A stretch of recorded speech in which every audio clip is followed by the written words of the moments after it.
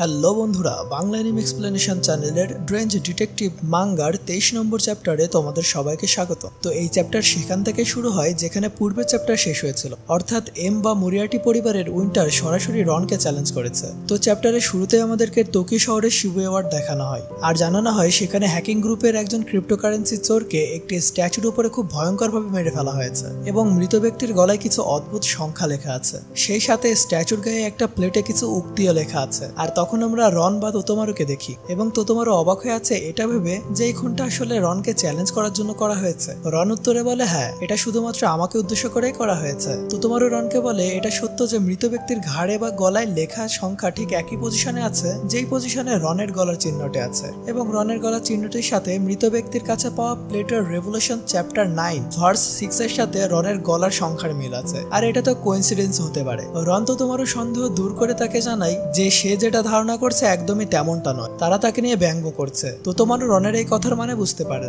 রন যে কখনোই কোনো বিষয়ে তেমন কোনো গুরুত্ব দেয়নি, এবার রাগান্বিত হয়ে বলে যে সে এম পরিবারের সম্পর্কে যথেষ্ট কিছু জানে না, তাই নিশ্চিতভাবে বলতে পারছে না যে তারাই এই অপরাধের পেছনে আছে। কিন্তু হত্যা করার পদ্ধতি এবং হত্যা করার কোনো ভালো কোনো কারণ না থাকায় তাকে সন্দেহ করাচ্ছে যে খুন এম পরিবারই করেছে। তার মনে হচ্ছে এই হাস্যকর ব্যাপারটা ঠিক তেমনই যেমন সে ব্লাডি ট্রেনিং ইনসিডেন্টে অনুভব করেছিল, আর এটা তার জন্য যথেষ্ট প্রমাণ যে তারাই এই খুনটি করেছে। রন সিরিয়াস দৃষ্টিতে প্রকাশ করে যে এটা তাকে এতটাই রাগান্বিত করে তুলেছে যে সে প্রায় বমি করে ফেলবে। তোতোমারু রনের জন্য চিন্তিত হয়ে জানতে চাই তাহলে এটার মাধ্যমে কি তাকে চ্যালেঞ্জ করা হচ্ছে এই কেসটা সলভ করার জন্য। রন নিশ্চিত করে যে এটাই তার ধারণা। এদিকে আমামিয়া এবং এক পুলিশ অফিসার মৃতদেহটি পরীক্ষা করছে, যেখানে আমামিয়া মৃত ব্যক্তির শরীরের উপর লেখা কোডের কারণ নিয়ে ভাবছে। অফিসার ধারণা করে যে এটা হতে পারে হ্যাকার গ্রুপের ব্যবহৃত কোনো বিশেষ ভাষা, যারা সাধারণত 3 সদস্যের গ্রুপ হিসেবে কাজ করে। রন অফিসারের কথা শুনে চিৎকার করে বলে যে কোডটির মাধ্যমে আসলে পরবর্তী হত্যার ঘোষণা করা হয়েছে। তারপর সে তাদেরকে জানায় যে তোতোমারু এই মামলাটি সমাধান করছে যেন সে নিজে সন্দেহের বাইরে থাকে। রন উল্লেখ করে যে তোতোমারু স্পষ্টভাবে অনুভব করতে পারছে হত্যাকারীর রাগ এবং তিক্ততা এই নির্মম হত্যা করার পদ্ধতির মাধ্যমে। রন তখন তাদের বলে যে ভিকটিমের সবচেয়ে বড় ভুল ছিল ক্রিপ্টোকারেন্সি চুরির ঘটনা ব্যাপকভাবে প্রচার করা। সে ব্যাখ্যা করে যে যদি কেউ এই চুরির বিপুল পরিমাণ প্রফিটের দিকে নজর রেখে থাকে তবে এত বড় ক্ষতির কারণে তারা প্রচন্ডভাবে রেগে যাবে এবং তাদের রাগ সম্ভবত পুরো হ্যাকিং গ্রুপের উপর এসে পড়বে। আমামিয়া অবাক হয়ে জিজ্ঞাসা করে তাহলে কোডটি কি বাকি 2 হ্যাকারকে হত্যার ঘোষণা করছে? তোতোমারু বুঝতে শুরু করে যে এটি হতে পারে। এরপর আমামিয়া জিজ্ঞাসা করে যদি 10টা পরবর্তী অপরাধের সময় হয় তবে এর পাশে থাকা শূন্যটির দ্বারা কি বোঝানো হচ্ছে। কিন্তু আমাদের জিনেস গোয়েন্দা তোতোমারু নিশ্চিত নয়, কারণ রন এখনো তাকে এই বিষয়ে কিছু জানায়। আমামিয়া তার ঘড়ি চেক করে দেখে যে 30 মিনিটের মধ্যেই 10টা বাজবে। সে তখন ব্যাকআপ কল করার নির্দেশ দেয় এবং শূন্যটি কি বোঝায় তা খুঁজে বের করতে বলে। পাশাপাশি শূন্যের সাথে সম্পর্কিত কোনো বস্তু বা বিল্ডিং খুঁজতে বলে। এই সময়ে কেউ দূর থেকে তাদের দিকে নজর রাখছে, বিশেষ করে রনের দিকে। সেই ব্যক্তি আর কেউ নয় বরং উইন্টার, যে একটি উঁচু বিল্ডিং এর উপরে দাঁড়িয়ে আছে। উইন্টার তার মনে রনের প্রতি ঘৃণা প্রকাশ করে, কারণ সে জানে যে রন লেজেন্ডারি গোয়েন্দা শার্লক হোমসের বংশধর। উইন্টার দৃঢ় প্রতিজ্ঞ যে রনকে হতাশার মধ্যে ফেলবে এবং সেই সঙ্গে সে ঘোষণা করে যে খেলা এখন শুরু হয়েছে। তোতোমারু রনকে জিজ্ঞাসা করে যে সে কিছু বের করতে পেরেছে কিনা, কিন্তু রন উত্তর দেয় যে সে এখনো কিছু বের করতে পারেনি, তবে সে নিশ্চিত যে পরবর্তী অপরাধের ঘটনাস্থল এখানে হবে না। তোতোমারু বিভ্রান্ত হয়ে জিজ্ঞাসা করে কেন সে এমনটা ভাবছে। রন ব্যাখ্যা করে যে তারা তাকে চ্যালেঞ্জ জানাচ্ছে, আর যদি সেটা এমন কোনো জায়গায় না হয় যেখানে সে 30 মিনিটের মধ্যে পৌঁছাতে পারে তাহলে এর কোনো মানেই হয় না। ঠিক সেই মুহূর্তে তোতোমারুর ফোন বেজে ওঠে এবং সে অন্য 2 হ্যাকারদের ছবিগুলো পায়, যাদের বাড়িতে পুলিশ গতকাল সকালে তল্লাশি চালিয়েছিল, কিন্তু 2 বাড়ি সম্পূর্ণ খালি ছিল। রন তখন বুঝতে পারে আর তোতোমারুকে বলে যে এম পরিবার তাদের পালাতে সাহায্য করেছে শুধুমাত্র পুলিশ তাদের গ্রেপ্তার করার আগেই তাদের হত্যা করার জন্য। তোতোমারু এটা শুনে অবাক হয়ে যায় এবং রনকে বলে যে শহরের সব জিরো নামের ব্যবসা প্রতিষ্ঠানে পুলিশ মোতায়েন করা হয়েছে, এবং সে উল্লেখ করে যে আমামিয়ার মতো সেও একই কথা ভেবেছিল। রন একমত যে জিরো সম্ভবত কোনো স্থানকে নির্দেশ করছে, কিন্তু সে বিশ্বাস করে না যে এম পরিবার এটি সমাধান করা এত সহজ করে দিবে। তোতোমারু এখন কনফিউজ হয়ে রনকে জিজ্ঞাসা করে যে যদি এটা এমন স্পষ্ট কিছু না হয় তবে জায়গাটি কোথায় হতে পারে। এই সময়ে চিকোরি ক্রাইম সিনে পৌঁছেছে। সে এক্সাইটেড হয়ে তোতোমারু এবং রনকে অভিবাদন জানায় এবং মন্তব্য করে যে তোতোমারু দুর্দান্ত উদ্বিগ্ন মুখ তাকে বলে দিচ্ছে যে তোতোমারু শিবুয়া মল পার্কের হত্যাকাণ্ডে তদন্ত করছে। তোতোমারুর মনে পড়ে যে চিকোরি লাইম উইকলি নামের একটি নিউজ কোম্পানির জন্য কাজ করে এবং চিকোরি জানায় যে সে এখানে গল্পের জন্য ইনফরমেশন সংগ্রহ করতে এসেছে। সে সেখানে বারিস্তা কামোকিউ সানকে দেখে অবাক হয়, অর্থাৎ রনকে দেখে, এবং ভাবতে থাকে কেন রন ক্রাইম সিনে রয়েছে। তোতোমারু তার কথা শুনে যেন হঠাৎ বেকায়দে পড়ে যায় এবং তারা একসাথে কেন আছে তা ব্যাখ্যা করার চেষ্টা করে, কিন্তু রন হস্তক্ষেপ করে বলে যে তারা কেবল কাকতালীয়ভাবে একসাথে দেখা করেছে এবং ডিটেকটিভ ইশিকি তাকে এই এলাকার সম্পর্কে কিছু প্রশ্ন করছিলেন। তোতোমারু তখন তাড়াহুড়ো করে চিকোরিকে জিজ্ঞাসা করে যে সে কি জিরো সম্পর্কিত কোনো জায়গার কথা জানে কিনা। চিকোরি জিরো শব্দটি শুনে বিভ্রান্ত হয় এবং জানতে চায় যে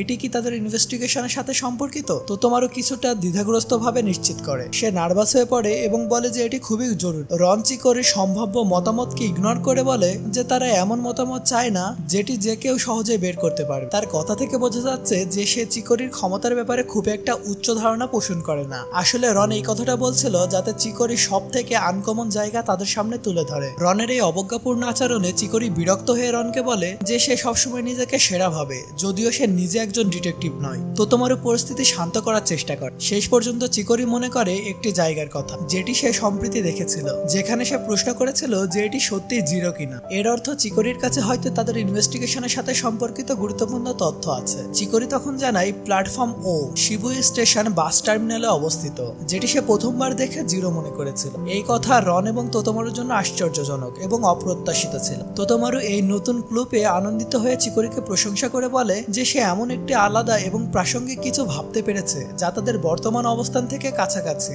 এবং সাধারণ মানুষ যে জায়গাটি সচরাচর চিন্তা করবে। তোতোমারু এবং চিকোরি উৎসাহিত হয়ে নতুন এই ক্লু নিয়ে স্টেশনের দিকে দৌড়াতে শুরু করে। তবে তারা থেমে যায় যখন তারা উপলব্ধি করে যে রন এখনো জায়গায় দাঁড়িয়ে আছে এবং নড়ছে না। তোতোমারু ফিরে গিয়ে রনকে জিজ্ঞাসা করে কি হয়েছে।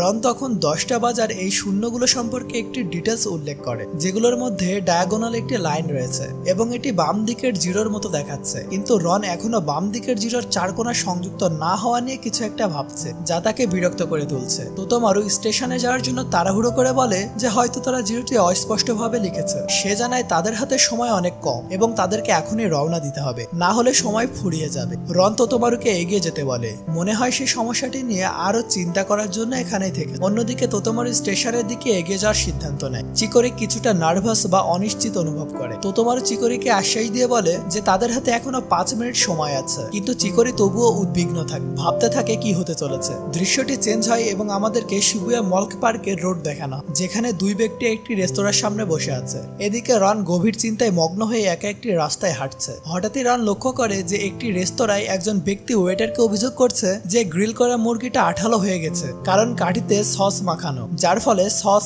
স্পর্শ না করা একদমই অসম্ভব। এই ঘটনা রনের মনে কিছু একটা ভাবতে বাধ্য করে। রন তার মাথার মধ্যে এগুলো ভাবতে শুরু করে, যে স্পর্শ করা এড়ানো, 4 কোণা এড়ানো, স্পর্শ না করা। এই চিন্তাগুলো করতে করতে সে কিছু একটা বুঝতে পারে। রন এখন নিশ্চিত হয়ে চিৎকার করে বলে যে সে জায়গাটি সম্পর্কে জানে এবং তারা যেটাকে কোড হিসেবে ভাবছিল তা মোটেও কোনো সংখ্যা নয়, বরং সম্পূর্ণ ভিন্ন কিছু। আমরা একটি জায়গা দেখতে পাই যার নাম দি স্ক্রাম্বল ক্রসিং। রন তোতোমারুকে ফোন করে জিরোর সেই 4টি সংযুক্ত না হওয়া কোণ সম্পর্কে বলে। সেগুলো আসলে সেই এলাকাগুলো যেখানে পায়ে হাঁটার ক্রসিং এর কোনায় কোনো পেইন্ট করা নেই। ফোনের বিপরীতে থাকা তোতোমারু অবাক হয়ে বলে যে সে তার কথা বুঝতে পেরেছে। এরপর আমরা একটি বিল্ডিং দেখি যার বিশাল স্ক্রিনের ঘড়িতে সময় দেখাচ্ছে 9:59। তোতোমারু এবং চিকোরি ভিড়ের মাঝখানে দাঁড়িয়ে রনকে জানায় যে তারা প্রায় ঠিক সময়ে এখানে পৌঁছে গিয়েছে। রনও ঠিক সময় সেখানে পৌঁছেছে। আমরা দেখতে পাই একটি সিগন্যাল লোকজনকে রাস্তা পারাপারের ইঙ্গিত দিচ্ছে এবং তখন ঠিক 10টা বাজে। রন রাস্তায় প্রতিটি জায়গা খুঁজছে এবং তোতোমারু মনে মনে ভাবছে হত্যা কোথায় ঘটুক। কিন্তু ঠিক সেই সময়ে রাস্তার ভেন্ট থেকে ধোঁয়া বার হতে শুরু করে। এই ধোঁয়ার সম্পূর্ণ রাস্তা ভরে যায়। তোতোমারু, চিকোরি আর রন সহ সেখানে থাকা সকল মানুষই আর তাদের চোখ খুলতে পারছিল। আর তখনই রন কিছু একটা বুঝতে পারে। তারপর ধোঁয়া ধীরে ধীরে কমতে শুরু করে আর লোকজন কাশতে কাশতে বলে তারা আবার সবকিছু দেখতে পাচ্ছে। কিন্তু হঠাৎ একটা মেয়ে কিছু দেখে চিৎকার করে ওঠে। রন এবং তোতোমারু সেই দৃশ্য দেখে স্তম্ভিত হয়ে যায়। তারা দৌড়িয়ে গিয়ে দেখে সেখানে একটা লাশ পড়ে আছে আর লাশের বুকে একটা তীর গাঁথা আছে। রন খুঁজতে থাকে তীরটি কোথা থেকে এসেছে। তোতোমারু চিকোরিকে সেখান থেকে সরে যেতে বলে, কারণ এই জায়গাটা তার জন্য এখন বিপজ্জনক। চিকোরি তার কথা মতো সেখান থেকে সরে যায়। অন্যদিকে রন মৃত ব্যক্তির দিকে তাকিয়ে আছে আর তোতোমারু তার দিকে দৌড়ে যাচ্ছে। রন মৃত লোকটিকে দেখে বুঝতে পারে এই লোকটা সেই হ্যাকারদেরই একজন। রন তীরটি দেখে সবার উদ্দেশ্যে বলে যে এটি ওই ব্যক্তির হৃদয়ে এসে লেগেছে আর সে মারা যাবে। তোতোমারু সম্পূর্ণ অবিশ্বাসের সঙ্গে জিজ্ঞাসা করে যে এই ধোঁয়ার মধ্য দিয়ে কেউ এত নিখুঁতভাবে তীর ছুঁড়তে কিভাবে পারলো। রন বিভ্রান্ত হয়ে বলে যে সে জানে না। এরপর আমরা দেখি আরেকজন হ্যাকার ভয়ে কাঁপছে